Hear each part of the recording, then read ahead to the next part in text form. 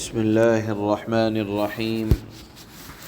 الحمد لله رب العالمين، والصلاة والسلام على أشرف الأنبياء والمرسلين محمد وعلى آله وأصحابه أجمعين. أما بعد، فأعوذ بالله من الشيطان الرجيم.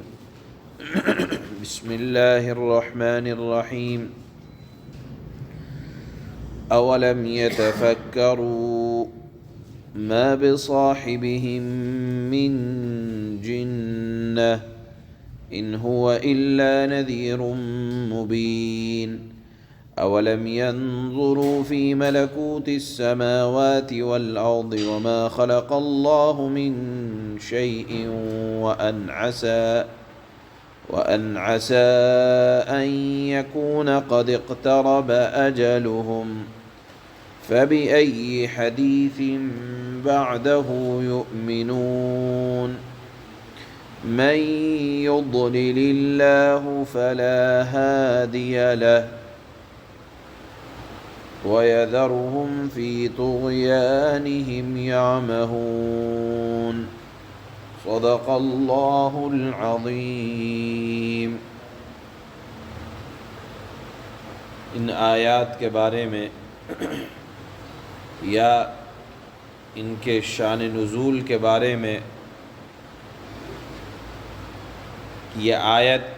کب نازل ہوئی، اس کے متعلق حضرت قتادہ رضی اللہ تعالی عنہ کی ایک حدیث ہے. فرماتے ہیں کہ اللہ کے نبی صلی اللہ علیہ وسلم کعبۃ اللہ کے قریب صفا پہاڑ پر تشریف لے گئے. تمام عرب کے قبائل کو یا قریش کے قبائل کو نام بنام پکار کر اور ایسے الفاظ کا استعمال کر کے جو عام طور پر دشمن کے خطرے کے وقت استعمال کیے جاتے ہیں، آپ نے تمام قبائل قریش کو جمع کیا. جب سب لوگ جمع ہو گئے تو اللہ کے نبی صلی اللہ علیہ وسلم نے ہر قبیلے کا نام لے کر اللہ کی نافرمانی اور اللہ کے عذاب سے ڈرایا اور آگاہ کیا، اور آئندہ کے واقعات جو موت بلکہ قیامت تک واقع ہونے والے تھے اور فنا اور دنیا کے ختم ہونے کے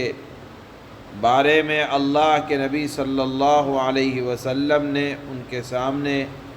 گفتگو کی. کفار مکہ نے جب یہ تمام اللہ کے نبی صلی اللہ علیہ وسلم کی گفتگو کو سنا تو کہا کہ نعوذ باللہ،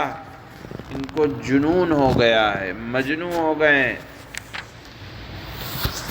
اتنی بڑی بات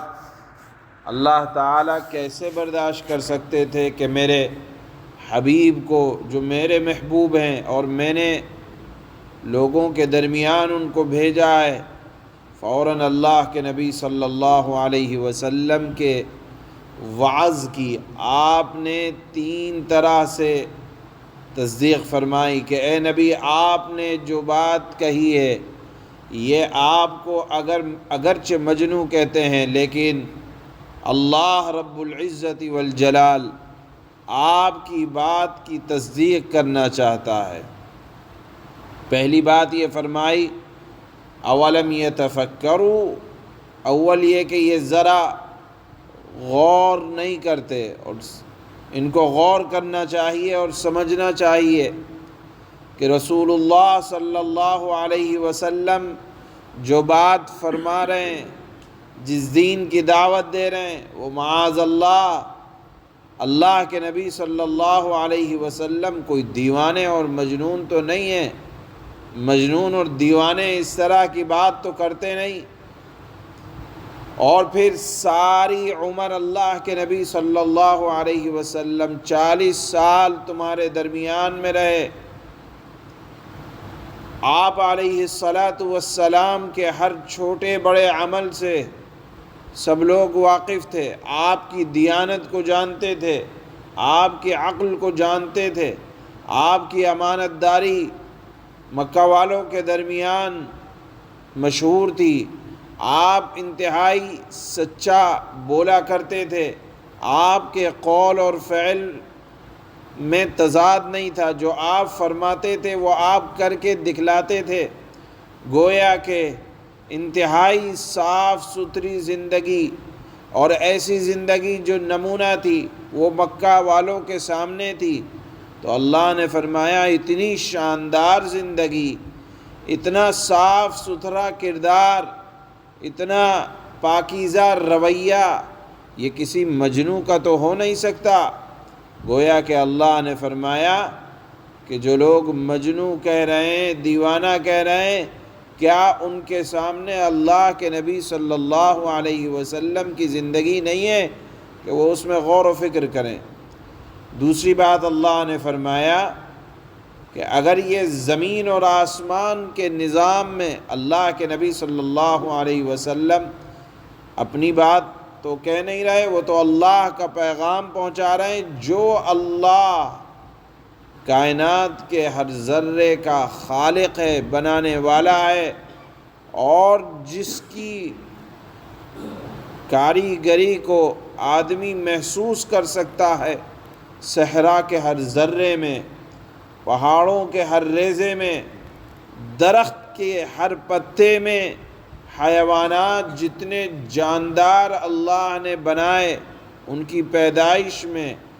چاند، سورج، ستاروں کا نظام جو چل رہا ہے،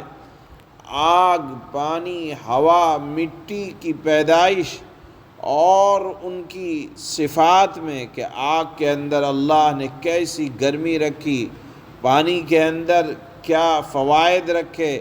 کیسی روانی رکھی، ہوا جس پر انسانی زندگی کا دار و مدار ہے، مٹی جس میں انسان کے لیے اللہ تعالیٰ نے اس کے استعمال کی چیزوں کو گودام بنا دیا۔ گویا کہ زمین اور آسمان اور ان کے درمیان پائی جانے والی ہر مخلوق یہ اللہ تعالیٰ کے خالق ہونے کو اور بنانے والے ہونے کو بتلا رہی ہے۔ تو اس سے اللہ کی ذات پتہ چلتی ہے، اللہ کی صفات کا احساس ہوتا ہے۔ تو اللہ کے نبی صلی اللہ علیہ وسلم اسی اللہ کی توحید کی دعوت دے رہے ہیں، اور پھر اللہ نے فرمایا کہ یہ منکرین یا آپ کو غلط جملے بولنے والے اس پر نظر کیوں نہیں کرتے، اور یہ کیوں نہیں سوچتے کہ موت کا وقت کسی کو معلوم نہیں، ہو سکتا ہے کہ موت کا وقت قریب آ گیا ہو جس کے بعد ایمان کا اور عمل کا موقع نہ رہے اور فرصت ختم ہو جائے، اور جو تیاری کا لمحہ ہے اس سے محروم ہو جائے۔ اللہ تعالیٰ نے فرمایا کہ حق کی دعوت دینے والے کو ہمیشہ مجنوں اور دیوانہ کہا گیا ہے۔ اگر مکہ کے یہ نافرمان غور و فکر سے کام لیتے تو پیغمبر جو ان کے درمیان پیدا ہوئے، ساری جوانی ان کے درمیان رہی، انہی میں رہے سہے، اور ان کی زندگی انتہائی صاف ستھری گزری۔ تو کسی کی زندگی کا کسی کے درمیان ہونا یہ سچائی کی سب سے بڑی دلیل ہوا کرتی ہے۔ اور سارے معجزات ایک طرف، قرآن جو سب سے بڑا معجزہ ہے یہ اپنی جگہ، یہ اللہ کے نبی صلی اللہ علیہ وسلم کی نبوت کی دلیل ہے، اور یہ دلیل ایسی ہے کہ قیامت تک کے لیے قرآن کا معجزہ آپ کی نبوت کی دلیل ہے، کوئی دوسرا معجزہ اس کے برابر نہیں۔ تو کفار مکہ کو یا نافرمانوں کو قرآن کا معجزہ دیکھ کر ہی اسلام کو قبول کر لینا چاہیے، اور ایسے دیوانوں کے اوپر یہ اتنی معزز اور مکرم کتاب نازل نہیں ہو سکتی۔ معلوم یہ ہوا کہ آپ علیہ الصلاۃ والسلام کا مرتبہ رتبہ انتہائی بلند اور ایسا بلند کہ آپ کو غلط زبان استعمال کرنے والے خود مجنوں ہیں، خود دیوانے ہیں، جو آپ علیہ الصلاۃ والسلام کے متعلق ایسی بات فرما رہے ہیں۔ بہرحال یہاں اللہ تعالیٰ نے اپنے حبیب صلی اللہ علیہ وسلم کی زندگی کی صداقت، آپ کی سچائی، آپ کی امانت داری کے متعلق فرمایا کہ لوگوں کو اس میں غور کرنا چاہیے کہ اتنا بہترین آدمی، اتنی بہترین شخصیت کہ حامل یہ بات کہہ رہے ہیں جس کے اندر اللہ فرماتے ہیں کہ صداقت ہے۔ اللہ نے فرمایا اولم يتفكروا ما بصاحبهم من جنة ان هو الا نذير مبين۔ بھلا کیا ان لوگوں نے سوچا نہیں کہ یہ صاحب جن سے ان کا سابقہ ہے، یعنی آقا مکی مدنی جناب رسول اللہ صلی اللہ علیہ وسلم، ان کے متعلق اللہ فرماتا ہے ان میں جنون کا کوئی شائبہ نہیں۔ گویا کہ اللہ کے نبی کی وکالت اللہ فرما رہے ہیں کہ اے نبی، جو لوگوں آپ کو کہتے ہیں، اللہ گواہی دیتا ہے کہ آپ کے اندر جنون کا کوئی شائبہ نہیں، وہ کچھ اور نہیں، یعنی اللہ کے نبی صلی اللہ علیہ وسلم کوئی اور بات نہیں کر رہے،